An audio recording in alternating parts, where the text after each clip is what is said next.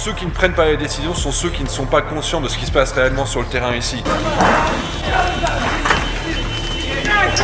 Sky Shield, c'est évidemment ce qu'il faut faire. Ça fait 3 ans qu'on en parle dans les médias, qu'on essaye de le pousser. Merci d'être là, merci d'être aussi nombreux. Tout le monde tire cette sonnette d'alarme depuis des années, depuis 2018, depuis 2014, depuis 2022.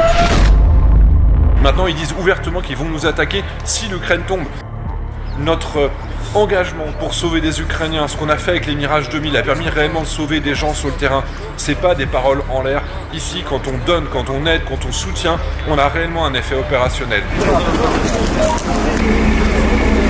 Dire aux Russes non, il y en a marre, taper sur des civils, c'est quelque chose qui est inacceptable et qu'on ne doit pas accepter.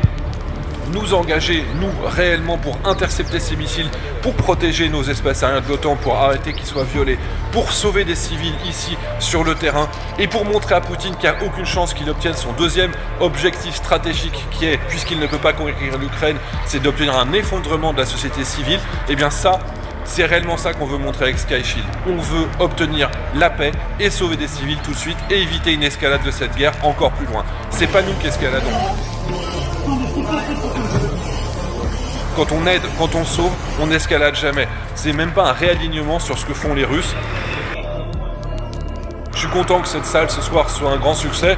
Puis voilà, je vous dis à très bientôt et je suis encore une fois désolé de ne pas avoir pu être là.